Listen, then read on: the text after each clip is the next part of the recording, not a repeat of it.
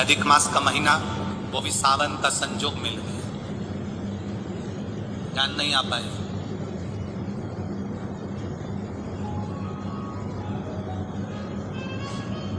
अधिक मास की अमावस्या, जब अधिक मास पूर्ण हो और सावन का मध्य भाग, समझ लेना जरा, बहुत ध्यान देने वाली बात है। राजा नल का गया हुआ धन वापिस मिला।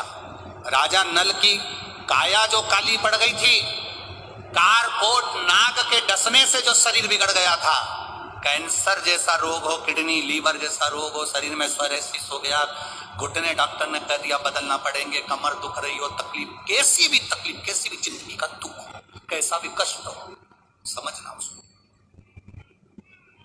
जितना दुख आपकी जिंदगी में नहीं आया होगा, उससे ज्यादा दुख दमयंती और राजा नल के जीवन में आया।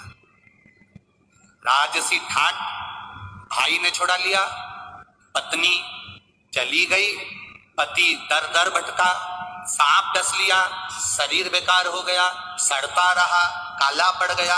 पत्नी की वापिस शादी होने लगी, शादी होने के बाद भी बाबा ने कृपा कर दी। अब समझिएगा, जिसके पास से पूरी सत्ता चली गई, वैभव चले गया, राज्य चले गया, भाई ने सब कुछ छोड़ा के रख लिया, शरीर भी बेकार है, शरीर भी काला पड़ा हुआ है, सड़ रहा है, कारकोट नाग के डसे से शरीर भी बेकार। अब उसके ध्यान में पत्नी दमयंती ने कहा,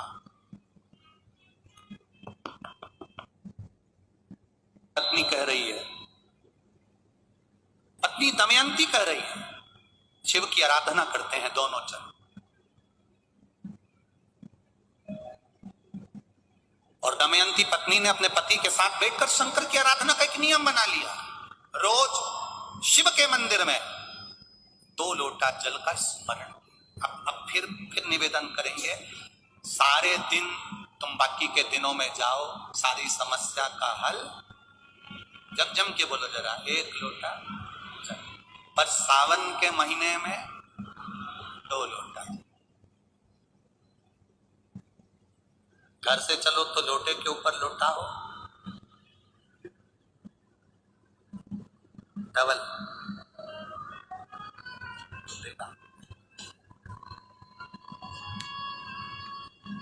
डबल, कब मंजिल डबल कर देगा, कब तुम्हारी आय डबल कर देगा, कब तुम्हारी जिंदगी के सुख को डबल कर देगा, पता ही नहीं पड़ना, पता नहीं चलेगा।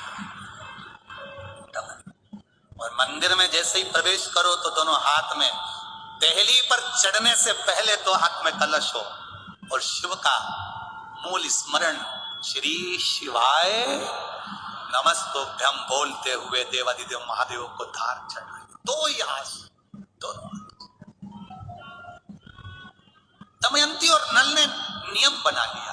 अब इनको मालूम नहीं पड़ा कि सालों निकल गए, निकलते निकलते इनको नहीं मालूम पड़ा कि मलमास आ गया, और मलमास आया और वो मलमास, वो अधिक मास सावन के महीने में आ गया। संजोग ऐसा बन गया कि मलमास पूरा धीरे धीरे धीरे धीरे करते करते सावन के 15 दिन इधर रह गए, 15 दिन उधर रह गए, बीच में मलमास फंसा था। इस अधिक मास का पूरा महीना निकला, अमावस्या का दिन आ गया और इधर सावन लग रहा था, इधर अमावस्या पड़ गई और दूसरे दिन सावन के 15 दिन पड़ना थे, शिव के दिन पड़ना थे। और शास्त्र कहता है अधिक मास का आखिरी दिन और सावन का महीना वापिस लग रहा हो, उस दिन 33 कोटि देवी देवता भगवान शंकर के मंदिर में खड़े होकर अपनी जिंदगी का सारा पुण्य लगाकर चालू कर देते हैं, पूरा पुण्य।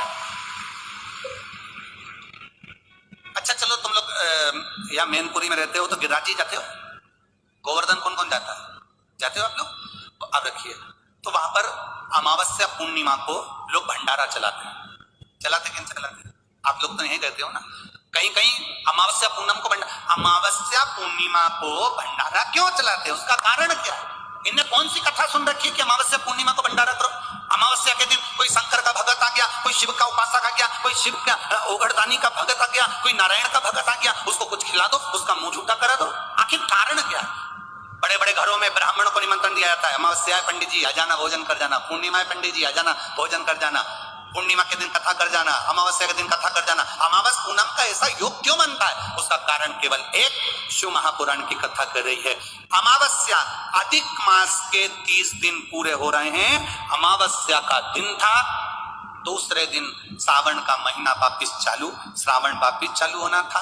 दोनों का जब संजोग होता है, सावन के अधिक मास का जब संजोग होता है, विराम का दिन होता है। आपको कथा में भी पहले कहा, मेहमान तुम्हारे यहाँ रहते हैं जब तक बच्चों को कुछ नहीं देते हैं। मेहमान जिस दिन जाते हैं 200-500 रुपए बच्चों को दे जाते हैं। अधिक मास का विराम का दिन और सावन का वापिस मध्य का प्रारंभ का दिन वापिस हो जाता है। जब अधिक मास विराम होगा, सावन वापिस चालू होगा, उस दिन 33 कोटि देवता, यक्ष, गंधर्व, देवता, पितर सब उस दिन लुटाते हैं, संपदा देते हैं, वैभव देते हैं। और उस दिन फूल से भी अगर एक कनेर का फूल शंकर भगवान पर चढ़ जाता है तो जिंदगी का सारा भंडार बाबा भर जाता है। एक पुष्प,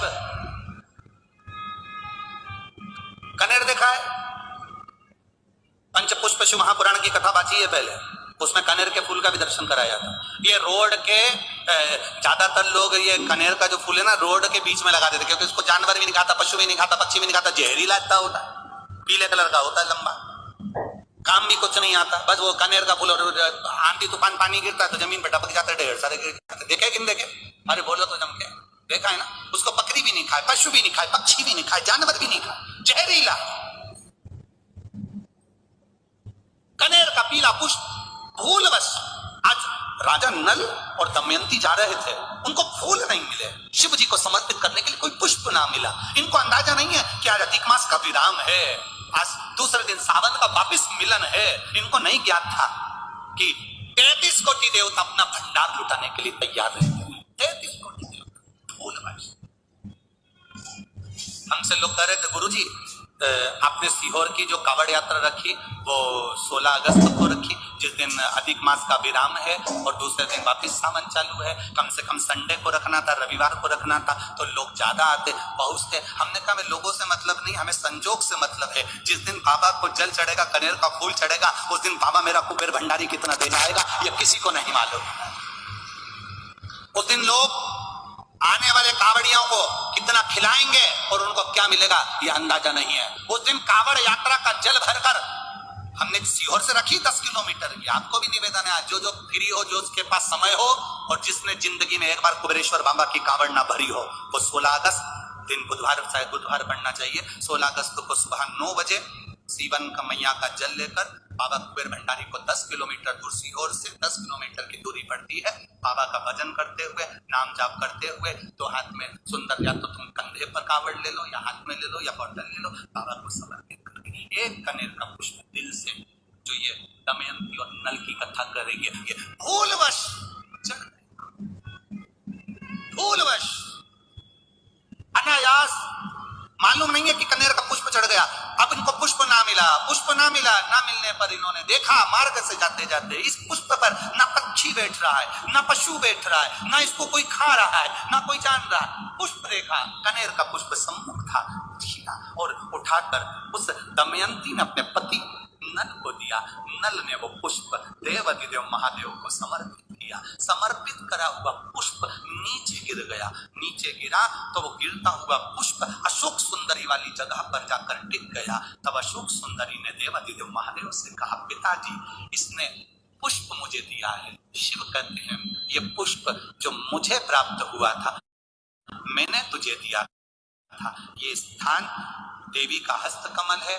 आज का दिन 33 कोटि देवता अपना भंडार, अपना पुण्य मनुष्य को देते हैं, इसलिए आज तुम पुण्य दीजिए। सब देवताओं ने मिलकर जब पुण्य दिया, नल का सड़ता हुआ शरीर, काला पड़ा शरीर, रोग से ग्रसित शरीर नल का ठीक हो गया और जो पुष्कर ने धन लिया था वो वापिस राजा नल को प्राप्त हो गया। फिर संपदावान, फिर वैभववान, फिर कीर्तिवान हो गया, फिर कीर्तिवान हो गया, फिर वैभववान हो गया।